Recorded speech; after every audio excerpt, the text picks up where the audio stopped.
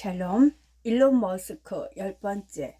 머스크는 설계에 반복적 접근 방식을 취했다. 로켓과 엔진의 프로토타입을 빠르게 만들어 테스트하고 날려버리고 수정하고 다시 시도하는 식으로 마침내 제대로 된 게 나올 때까지 반복했다.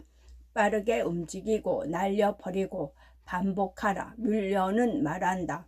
중요한 것은 문제를 얼마나 잘 피하느냐가 아니거든요. 어떤 문제가 있는지 얼마나 빨리 파악해서 해결하느냐가 진정으로 중요한 겁니다.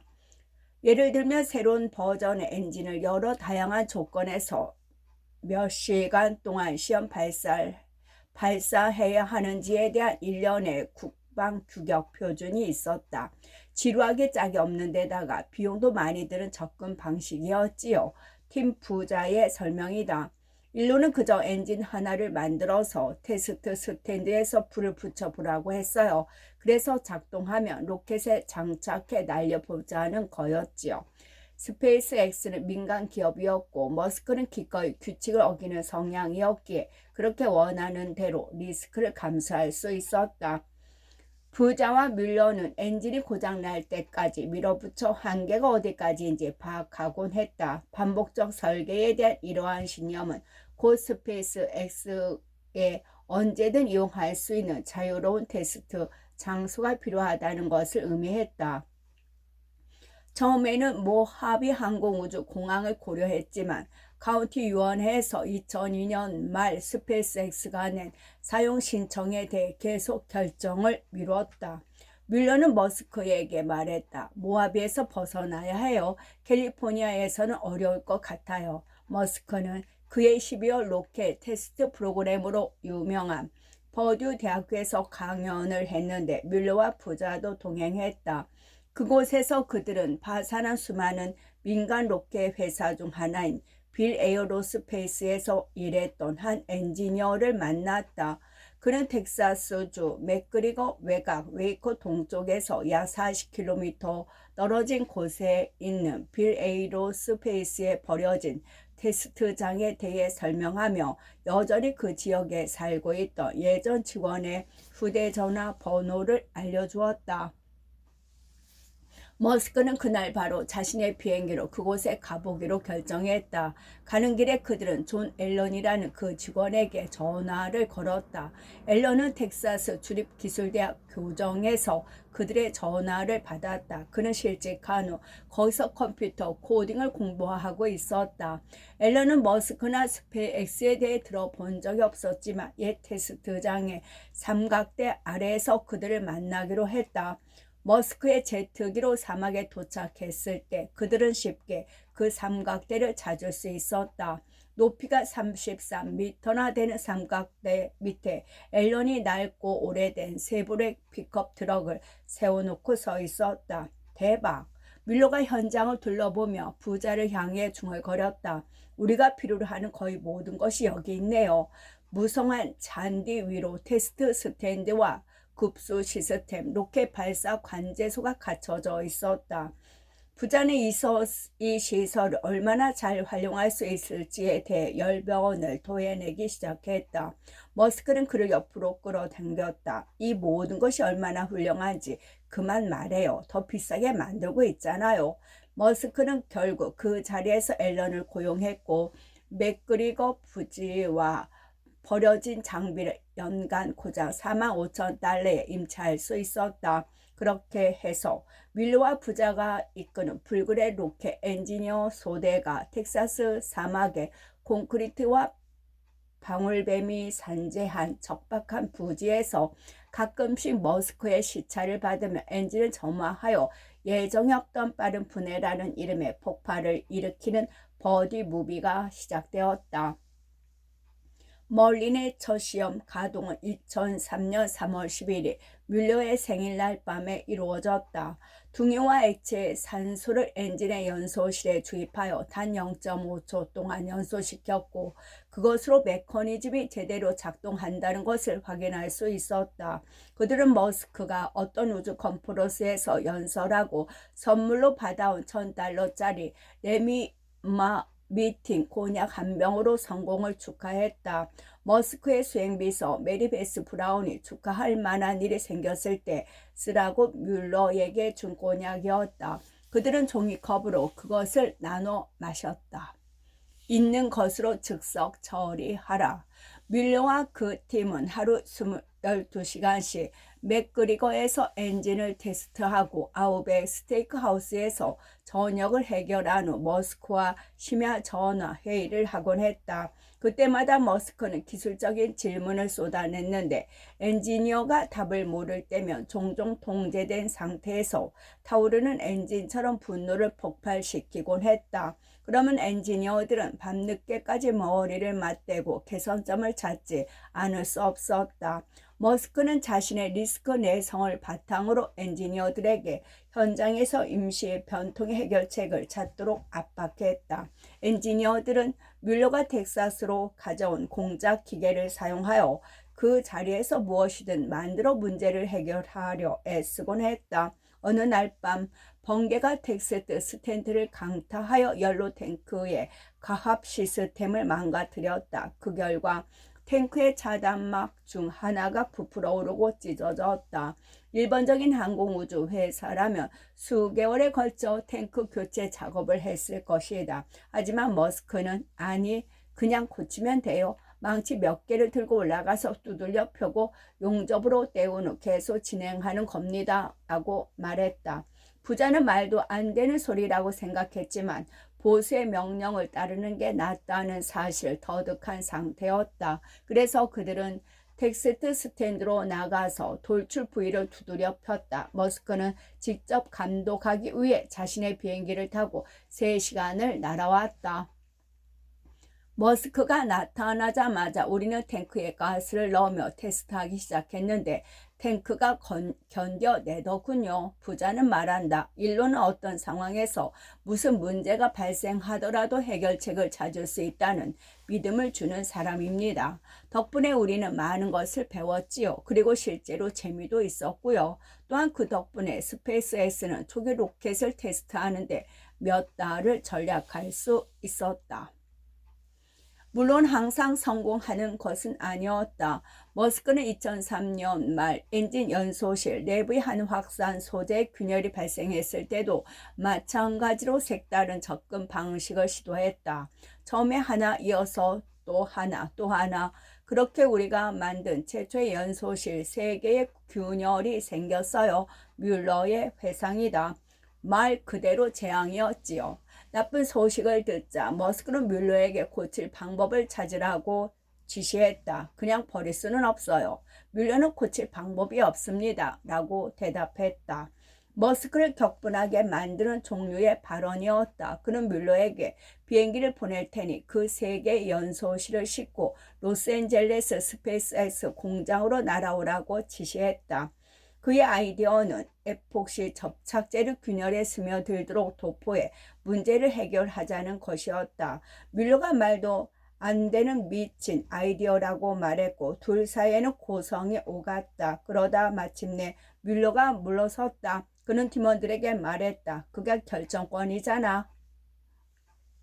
연소실이 공장에 도착했을 때 머스크는 마침 크리스마스 파티에 참석하기로 되어 있던 터라 고급 가죽 부츠를 신고 있었다. 그는 파티에 가지 못했다. 대신 그는 밤새 에폭시 도포 작업을 도왔다. 멋진 부츠가 엉망이 되도록. 도박은 실패로 돌아갔다. 압력을 가하자마자 에폭시가 떨어져 나갔다. 연소실을 다시 설계해야 했고 발사 일정은 4개월 뒤로 미뤄졌다. 하지만 혁신적인 아이디어를 추구하며 기꺼이 공장에서 밤을 새는 머스크를 보면서 엔지니어들은 두려움 없이 색다른 해결책을 시도해 볼 수 있다는 생각에 고무되었다. 그렇게 패턴이 형성되었다. 새로운 아이디어를 시도하고 기꺼이 날려버려라. 그 지역의 주민들은 폭발에 익숙해졌다. 하지만 소들은 그렇지 않았다. 마치 서부시대 때마다 주위를 돌던 개척자들처럼 폭발이 발생하면 소들은 어린 송아지를 보호하기 위해 중앙에 몰아놓고 그 주위에 원을 그리며 달렸다.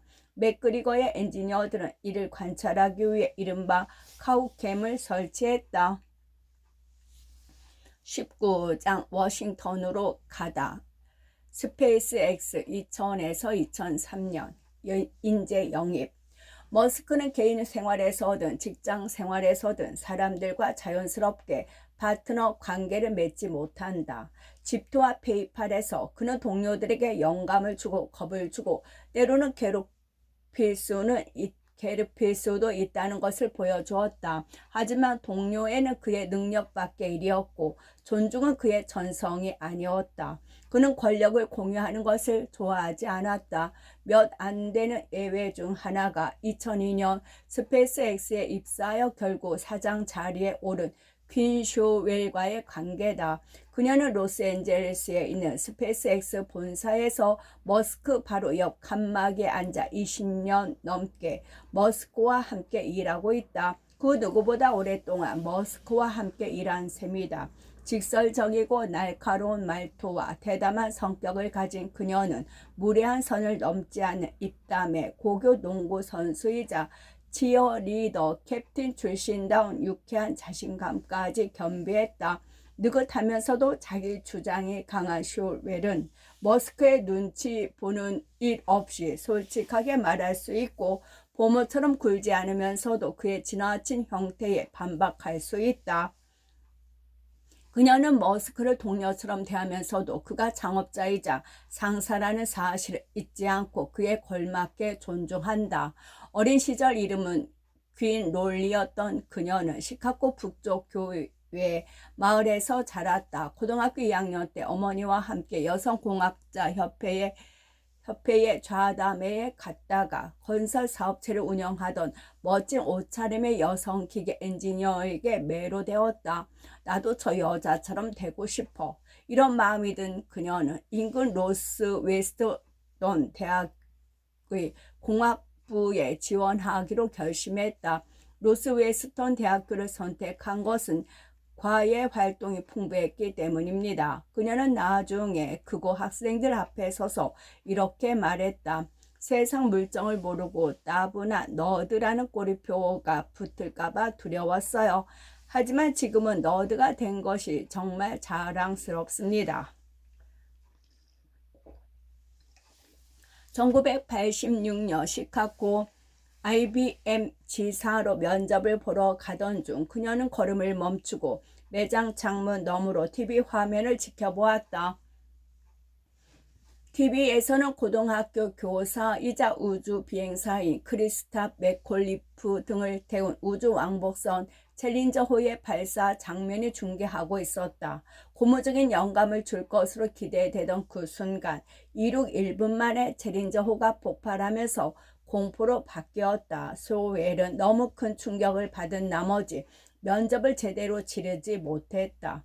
면접 자리에서 멍청한 풋내기 같은 소리만 늘어놓았던 것 같아요. 결국 그녀는 디트로이트의 클라이슬러에 입사하여 경력을 쌓다가 다시 캘리포니아로 이주하여 스페이스 X 인근에 위치한 스타트업 컨설팅 회사인 마이크로코즘의 우주 시스템 영업 책임자가 되었다. 마이크로코즘에서 그녀는 한스 퀴니스만이라는 모험심이 강하고 거친 얼굴을 한 독일인 엔지니어와 함께 일했다. 퀴니스만은 모하비 사막에서 열리던 로켓 발사 애호가들의 주말 모임에서 머스크를 만난 이후 집으로 찾아와 채용 의사를 밝힌 머스크의 제안을 받아들여 2002년 5월에 스페이스의 4번째 직원이 되었다. 이를 축하하기 위해 쇼웰은 동네에서 가장 좋아하는 점심 식사 장소인 밝은 노란색의 오스트리아 레스토랑 셰프 하네스로 퀴니스만을 데려갔다. 그런 다음 그녀는 퀴니스만을 몇 블록 아래에 떨어진 스페이스 X에 내려주었다. 잠깐 들어왔다 가요. 그가 그녀에게 말했다. 일론과 인사나 나눌 겸. 쇼웰은 부품을 자체 제작하는 등 로켓 비용을 절감하기 위한 머스크의 여러 아이디어에 깊은 인상을 받았다. 그는 세세한 부분까지 잘 알고 있었어요. 그녀의 말이다. 하지만 그녀는 그 팀이 서비스를 어떻게 판매해야 하는지에 대해서는 잘 모른다고 생각했다. 판매 담당자가 잠재 고객과 의논하는 일이나 한다면 루저나 다름없지요. 그녀가 머스크에게 퉁명스럽게 말했다.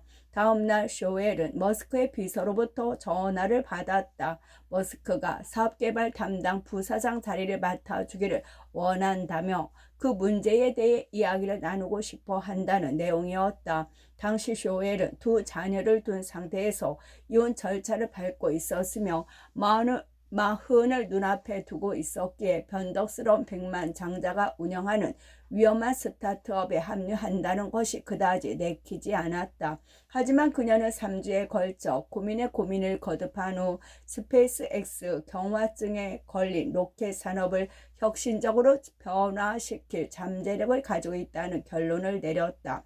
그동안 정말 바보처럼 굴어서 미안해요. 그녀가 그에게 말했다. 그 일을 맡을게요. 그렇게 그녀는 스페이스X 7번째 직원이 되었다. 쇼웰은 머스크를 대할 때 도움이 되는 특별한 통찰력을 가지고 있다. 남편이 아스퍼거 증후군이라는 자폐 스펙트럼 장애를 앓고 있기 때문이다. 일론처럼 아스퍼거 증후군을 가진 사람들은 사회적 단서를 잘 포착하지 못하고 자신의 말이 다른 사람에게 미칠 영향을 자연스럽게 인식하지 못합니다. 그녀는 말한다. 일론은 다른 사람의 성격을 잘 이해하지만 느낌으로 그러는 게 아니라 공부해서 이해하는 겁니다. 아스퍼거 증후군을 가진 사람은 공감 능력이 부족해 보일 수 있다. 일론은 멍청이가 아니지만 가끔은 아주 멍청한 말을 하기도 합니다. 그녀는 말한다. 그는 자신이 하는 말이 상대에게 미칠 영향에 대해 생각하지 않을 뿐입니다. 그는 그저 임무를 완수하고 싶을 뿐인 거죠. 그녀는 그를 변화시키려 하지 않는다. 그저 그로 인해 다치는 이들을 위로하고 달래려고 할 뿐이다. 내일의 일부는 상처받은 사람들을 돌보는 겁니다. 그녀는 엔지니어라는 사실도 도움이 된다. 그의 수준에는 못 미치지만 그렇다고 바보는 아니거든요. 그가 하는 말을 잘 이해할 수 있지요. 그녀는 말한다. 나는 열심히 듣고 진지하게 받아들이고 그의 의도를 읽고 그가 원하는 바를 충족시키려 노력합니다. 그가 하는 말이 처음에는 미친 소리처럼 들리더라도 말이에요. 그가 종종 옳다라고 주장했을 때 아첨하는 게 아닌가 하는 생각도 들었지만 실제로 그녀는 아첨꾼이 아니다. 그녀는 머스크에게 자신의 생각을 있는 그대로 말하며 그렇게 하지 않는 사람들을 마땅치 않게 여긴다. 일은 열심히 하지만 일론 앞에서는 겁쟁이가 되는 사람들이요.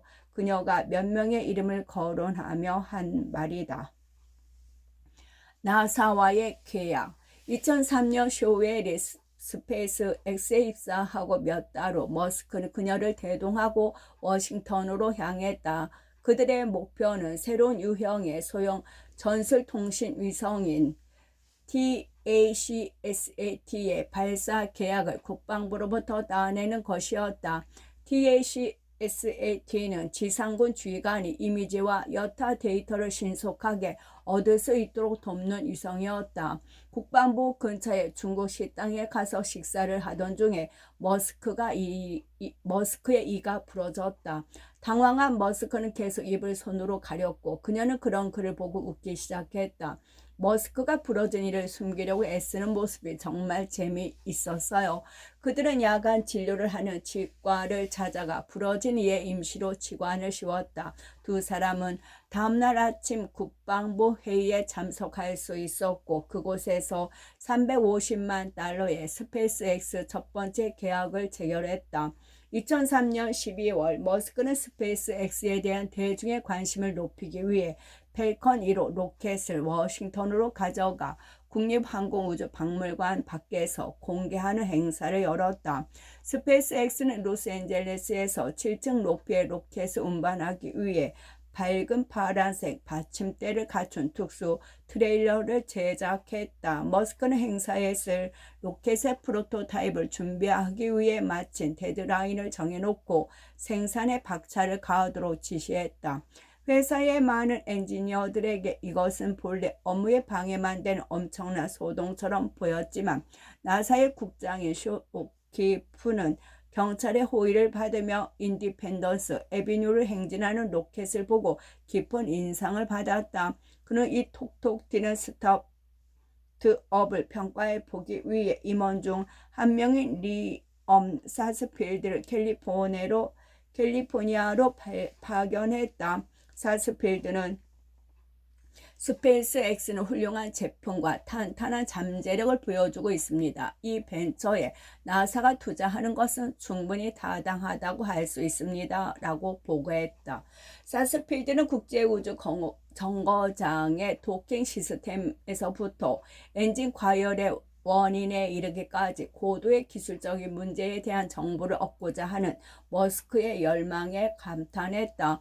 두 사람은 이러한 문제들과 여타의 사안을 놓고 계속 이메일을 주고받았다. 그러나 2004년 2월 나사가 경쟁 입찰을 거치지 않고 2억 2천만 달러 규모의 계약을 스페이스X와 경쟁 관계에 있던 민간 로켓 기업 키슬러 에이로스페이스와 체결하면서 관계가 악화되었다.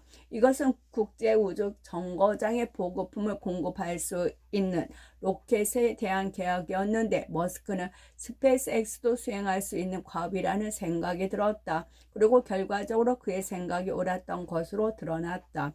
사스필드는 머스크에게 정직하게 설명하는 실수를 저질렀다. 그는 이메일에 키슬러 에이로스페이스가 재정 상태가 불안정하고 나사가 그 회사의 파산을 원하지 않은 까닭에 수익 계획을 체결해 준 것이라고 썼다. 그러면서 사스필드는 스페이스X에 입찰할 수 있는 다른 계약들이 준비될 것이라고 머스크에게 확언했다. 이것은 평소 나사가 해야 할 일은 기업을 지원하는 것이 아니라 혁신을 촉진하는 것이라고 주장하던 머스크를 격분시켰다. 머스크는 2004년 5월 나사 본사에서 관계자들을 만나 슈웰의 조언을 무시하고 키슬러와의 계약에 대해 소송을 제기하기로 결정했다. 그러면 우리가 나사와는 앞으로 영영 함께 일할 수 없게 될지도 모른다고 모두들 내게 말했지요. 머스크는 말한다. 하지만 그들이 한 일은 잘못되고 부패한 짓이었기에 소송을 제기했어요. 머스크는 심지어 그 계약이 키슬러의 파산을 막기 위한 것이라고 설명한 사스필드의 호의적인 이메일을 소장에 첨부함으로써 나사 내 자신의 가장 강력한 지지자였던 사스필드를 곤란한 상황으로 몰아넣었다. 결국 분쟁은 스페이스 승리로 끝났고 나사는 해당 프로젝트 경쟁 입찰에 붙이라는 명령을 받았다. 스페이스X는 이 프로젝트의 상당 부분을 수주할 수 있었다. 머스크는 워싱턴 포스트의 크리스턴 데이븐포트와 가진 인터뷰에서 이렇게 말했다. 엄청난 이변이었죠. 말 그대로 승산 1할밖에 되지 않던 약자가 이긴 거니까요. 모두를 놀라게 했어요. 비용 효율적인 로켓. 이 승리는 스페이스뿐만 아니라 미국의 우주 프로그램에서 중요한 의미를 안겼다. 나사와 국방부가 일반적으로 채택했던 원가 가산 방식의 계약에 대한 대안을 촉진했기 때문이다. 원가 가산 방식의 계약 시스템에서는 정부가 새로운 로켓이나 엔진, 인공위성 제작과 같은 프로젝트에 대한 통제권을 갖고 원하는 세부 사양을 제시했다. 그런 다음 보잉이나 로키드 마틴과 같은 대기업과 계약을 체결하고 모든 비용에 보장 수익을 더해서 지급했다. 이 방식은 제2차 세계대전 중 정부가 무기 개발을 완전히 통제하는 동시에 도급업체가 전쟁으로 돈벌이를 한다는 인식을 방지하기 위한 표준으로 자리 잡았다. 워싱턴을 방문한 머스크는 상원위원회에서 증언을 하면서 다른 방식을 도입하라고 압박했다. 원가 가산 방식의 문제점은 혁신을 저해하는 것이라고 그는 주장했다. 프로젝트가 예산을 초과하면 도급업체는 더 많은 돈을 받게 되는 방식이었다. 원가 가산 방식의 계약자들로 구성된 아늑한 클럽에는 리스크를 감수하거나 창의력을 발휘하거나 빠르게 작업하거나 비용을 절감할 동기가 거의 없었다. 보잉과 로키드 마틴은 원가 가산 방식이라는 횡재가 계속되길 바라지요. 그는 말한다. 그런 시스템으로는 화성에 갈 수 없어요. 저들에게는 결코 완수 단계에 이르러서 안 될 동기가 있지요. 원가 가산 방식의 계약을 끝내지 않으면 정부는 영원히 피만 빨리는 거예요. 스페이스X는 정부 탑재제 궤도를 쏘아 올리는 것과 같은 임무에 민간 기업이 입찰하는 대안을 개척했다. 이 회사는 자체 기본을 투여하는 리스크를 감수하면서 특정한 이정표에 도달하는 경우에만 대금을 지급받았다. 이러한 성과 기반 고정가격 계약을 통해 이 민간 기업은 광범위한 범위 내에서 로켓의 설계 및 제작 방식을 통제할 수 있었다. 비용 효율적인 로켓을 제작하여 성공하면 많은 돈을 벌 수 있었고 실패하면 많은 돈을 잃을 수 있었다. 낭비가 아닌 성과에 보상하는 방식이지요. 머스크의 말이다. 20장 창업자들 테슬라 2003에서 2004년 세상을 바꿀 수 있는 제품 JB로 알려진 제프리 브라이언 스트로벨은 위스콘신에서 자라던 어린 시절 옥수수를 주식으로 삼고 얼룩 다람쥐의 미소를 얼굴에 달고 살던 용모 단정한 소년이었다. 일찍부터 자동차 광으로 통하던 그는 13살 때 골드카트의 모터를 개조했고 전기 자동차의 매력에 푹 빠져들었다. 그는 화학도 좋아했다. 고교 시절 집 지하실에서 과산화수소로 모종의 실험을 하다가 폭발이 발생하는 바람에 전사 같던 얼굴에 영구적인 흉터가 생겼다. 스탠퍼드 대학교에서 에너지 시스템을 공부하는 동안 스토로벨은 뉴올리언스 태생의 활기차고 장난기 많은 기업가이자 휴수 에어크래프트의 정지 위성인 신콤을 설계한 해롤드 로젠의 인턴으로 일했다. 당시 로젠과 그의 동생 벤은 전기 생성 플라이휠을 장착한 하이브리드 자동차를 개발하고 있었다. 스트로벨은 그보다 더 간단한 방법을 시도했다. 그는 오래된 프로셀을 기존의 납산 배터리로 구동하는 순수 전기 자동차로 개조했다. 이 차는 머리가 뒤로 휙 젖혀질 정도로 엄청난 가속력을 자랑했지만 주행거리는 50km에 불과했다. 로젠의 전기 자동차 회사가 실패한 후 스트로벨은 로스앤젤레스로 이주했다. 2003년 늦여름 어느 밤 그는 태양광 패널로 구동되는 자동차로 시카고에서 로스앤젤레스까지 주행을 막 마친 스탠퍼드 대학교 태양광 자동차 팀에 지치고 냄새나는 학생 6명을 집으로 초대했다. 그들은 밤새도록 이야기를 나누었는데 어느 순간 화제가 노트북에 사용되는 리튬이온 배터리 쪽으로 넘어갔다. 리튬이온 배터리는 많은 전력을 담을 수 있는 데다가 여러 개를 연결할 수 있었다. 1000개, 10,000개를 묶을 수 있다면 어떨까? 스토로벨이 물었다. 그들은 이리저리 계산해 본 끝에 경차에 0.5톤의 배터리를 장착하면 미 대륙을 횡단할 수도 있을 것이라는 결론을 내렸다. 새벽이 밝아오자 그들은 리튬이온 전지 몇 개를 들고 뒷마당으로 나가 망치로 두드려 폭발시켰다. 그것은 미래를 축하하는 행사였다. 그들은 결의를 맺었다. 우리가 이를 해내자. 스트로벨은 말했다. 안타깝게도 아무도 스트로벨에게 관심을 가지고 자금을 지원하지 않았다. 그가 일론 머스크를 만나기 전까지는. 2003년 10월 스트로벨은 스탠퍼드 대학교에서 열린 세미나에 참석했는데 그 전 해에 스페이스 X를 창업한 머스크가 연사로 나섰다. 머스크는 자유로운 기업 정신이 주도하는 기업가적 우주 활동의 필요성을 역설했다. 스트로벨은 세미나가 끝날 무렵 양쪽으로 밀치고 나가 머스크에게 해놀드 로젠과의 만남을 추선하겠다고 제안했다.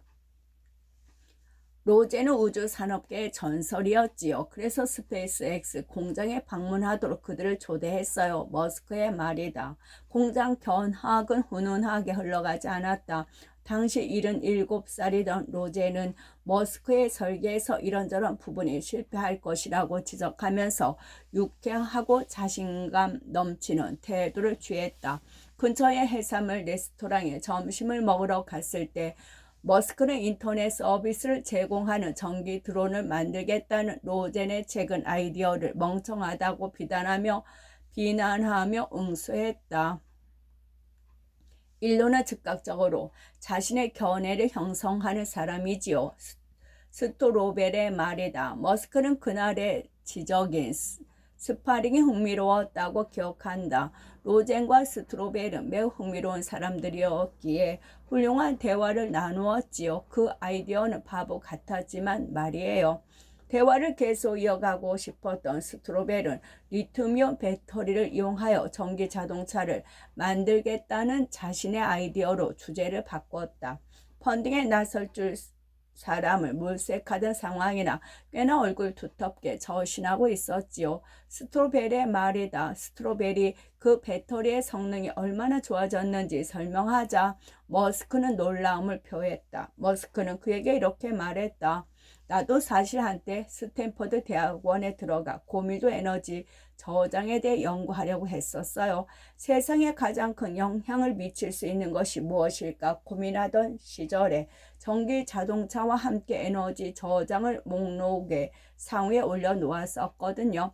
머스크는 스페로벨의 계산을 되짚어보며 눈을 빛냈다. 나도 동참할게요. 머스크는 이렇게 말하며 1만 달러의 자금을 제공하겠다고 약속했다.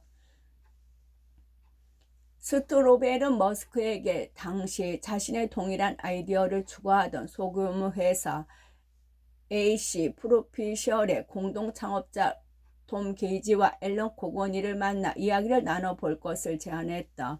그들은 유리섬유 소재로 T0라는 이름의 프로토타입을 만들어 놓은 상태였다. 스토로벨은 그들에게 전화를 걸어 머스크에게 T0의 시승 기회를 제공하라고 했다. 구글의 공동 창업자 세르게이 브린도 그들에게 머스크를 만나보라고 제안했다. 2004년 1월 게이지는 머스크에게 이메일을 보냈다. 세르게이 브린과 JB 스토로벨이 알려줘서 연락드립니다. 당신이 우리의 T0 스포츠카를 운전하는 데 관심이 있을 것이라고 하더군요.